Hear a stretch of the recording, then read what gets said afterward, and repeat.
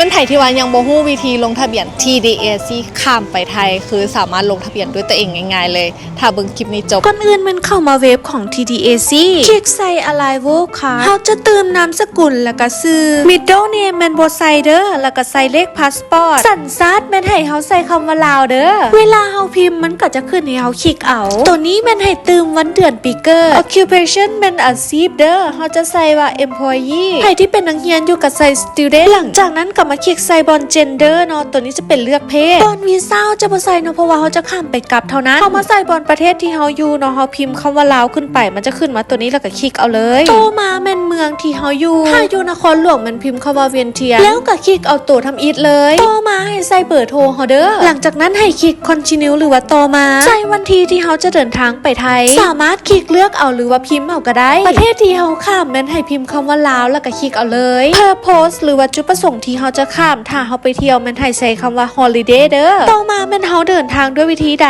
จะมียนต์รถหรือว่าพันเหือเนาะแต่ว่าเจนไปทางรถเมล์ก็จะพิมพ์ใส่ว่าอัลเตอร์เนาะก็จะใส่คำว่าบัสต่อมาจะเป็นมื้อที่เฮาเดินทางออกจากไทยเนาะให้คลิกใส่วันที่หรือว่าจะพิมพ์เอาก็ได้และวิธีเดินทางก็เฮ็ดคือเก่าเลยเด้อถ้าว่าเฮาไปทางรถเมล์ก็จะใส่ตามนี้เลยส่วนตัวทางรวมนี้ถ้าว่าเฮาไปกลับเฮาก็จะบ่ได้ตื่มใส่เด้อให้เลื่อนลงมาจนสุดแล้วก็คลิกใส่บอน continue มาฮอดหน้านี้แม่นให้เฮาพิมพ์คำว่าลาวเด้อแล้วก็คลิกเอาเลยเฮาสามารถกดพรีวิวเพื่อเฮาอยากเบิ่งว่าสิ่งที่เฮาเขียนไปนั้นถูกหรือบ่หรือว่าสามารถแก้ไขได้หลังจากถูกต้องหมดแล้วเฮากลับมาเขียนอีเมลใส่แล้วกลับมาคลิกยอมรับใส่บอนนี้แล้วก็ซับมิทเลยแล้วมันก็จะขึ้นให้เฮาดาวน์โหลดไฟล์ที่เฮาลงทะเบียนเพียงเท่านี้ก็สามารถไปไทยแบบไปกลับได้แล้ว